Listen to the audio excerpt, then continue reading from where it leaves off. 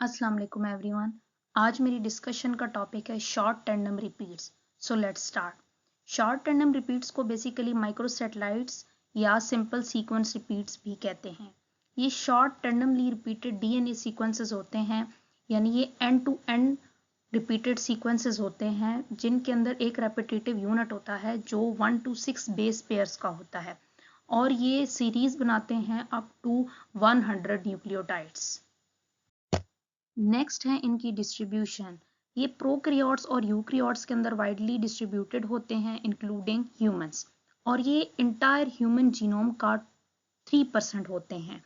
ये सब टीलोमेरिक रीजन्स के अंदर लेस फ्रीक्वेंटली अपीयर होते हैं और मोस्टली एसटीआरस नॉन कोडिंग रीजन्स के अंदर मौजूद होते हैं डीएनए के अंदर, यानी जो पोर्शन प्रोटीन के अंदर कन्वर्ट नहीं होता, जिसकी ट्रांसक्रिप्शन ट्रांसलेशन नहीं होती, उसके अंदर होते हैं। ओनली अबाउट 8% जो इनका है वो कोडिंग रीजन के अंदर प्रेजेंट होता है। एसटीआर की डेंसिटीज क्रोमोसोम में वेरी करती हैं, यानी ये हर क्रोमोसोम के अंदर इक्वली प्रेजेंट नहीं होते। ह्यूमंस के अंदर क्रोमोसोम 19 के पास एसटीआर की हाईएस्ट डेंसिटी होती है। ऑन एवरेज पर 2000 बेस पेयर ह्यूमन जीनोम के अंदर एक एसटीआर प्रेजेंट होता है। मोस्ट कॉमन एसटीआर जो ह्यूमन के अंदर प्रेजेंट होते हैं वो ए रिच यूनिट्स होते हैं, like AC, AAN, AG etcetera. Next है एसटीआर की टाइप्स। एसटीआर की फर्स्ट ऑफ ऑल हम देखेंगे कि according to length of major repeat unit उसकी कौन कौन सी टाइप्स हैं। उसकी 6 टाइप्स हैं: mononucleotide repeats, dinucleotide repeats, trinucleotide repeats, tetranucleotide repeats, pentanucleotide repeats and hexanucleotide repeats. Major repeat unit जैसे कि मैंने पहली स्लाइड में बताया कि ये 1 to 6 बेस पेयर यूनिट का रिपीट होता है, तो उसके अकॉर्डिंग इनकी टाइप्स होती हैं। जैसे कि ये 2 न्यूक्लियोटाइड रिपीट यूनिट है CA, तो इसे डाई न्यूक्लियोटाइड रिपीट कहेंगे।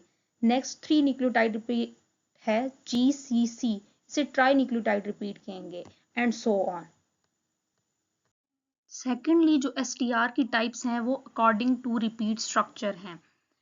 इस बेस पे 2 टाइप्स हैं एसटीआर की: perfect repeats and imperfect repeats. Perfect repeats को सिंपल रिपीट्स भी कहते हैं। ये वो रिपीट्स हैं जिनके अंदर एक रेपिटेटिव यूनिट होता है। एंड इम्परफेक्ट रिपीट्स को कंपाउंड रिपीट्स भी कहते हैं और इनके अंदर डिफरेंट कंपोजिशन रिपीट्स होते हैं। फर्दरमोर हम एसटीआर की नॉमेनक्लेचर देखते हैं। एसटीआर की नेमिंग को रिपीट सीक्वेंस की बेस पर की जाती है।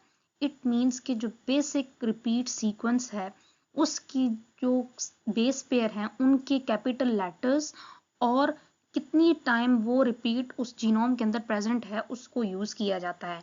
फॉर एग्जाम्पल, अगर एक रिपीट यूनिट है AGAT और एक जीनोम के अंदर वो 10 टाइम रिपीट हुआ है, तो उसकी नेम इस तरह होगी AGAT and 10।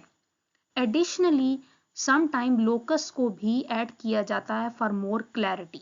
For example D3S1266, यहाँ पर D रिप्रेजेंट करता है डीएनए को, 3 मीन्स क्रोमोसोम, यानी जिस क्रोमोसोम पर वो एसटीआर लोकेटेड है।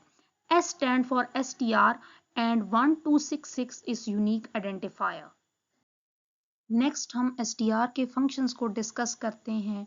20th सेंचुरी के लास्ट डेकेड तक साइंटिस्ट एसटीआर्स के डायरेक्ट फंक्शंस को सर्च करने में काफ़ी इंटरेस्टेड रहे, लेकिन मोस्ट ऑफ द एसटीआर्स को ये कंसिडर किया जाता है कि इनका कोई बायोलॉजिकल यूज़ नहीं है और इन्हें जंक डीएनए रिगार्ड किया जाता है। लेकिन रीसेंट हाइपोथेसिस सजेस्ट करते हैं कि एसटीआर्स बहुत से ऑर्गेनिज्म के अंदर बहुत इंपॉर्टेंट रोल प्ले करते हैं।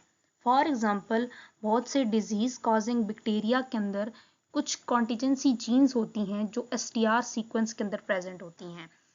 एसटीआर्स इन जीन्स के अंदर फ्रेम शिफ्ट म्यूटेशन कॉज करते हैं जिससे एक्सप्रेशन ऑफ प्रोटीन चेंज हो जाता है। ये प्रोटीन्स बैक्टीरिया की वायबिलिटी के लिए ज़रूरी नहीं होती, लेकिन ये ह्यूमन इम्यून सिस्टम को इवेट करने में बैक्टीरिया की हेल्प करती हैं।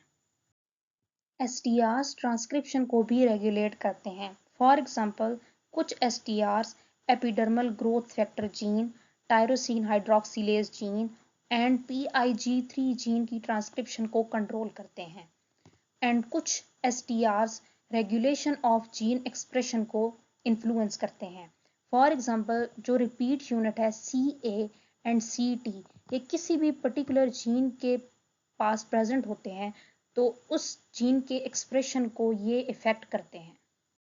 एट द एंड हम STR के यूजेस को डिस्कस करेंगे। STR साइंटिफिक और अप्लाइड रिसर्च के अंदर वाइडली यूज होते हैं। STR बहुत सारी एप्लीकेशंस के अंदर एक्सट्रीमली यूजफुल होते हैं।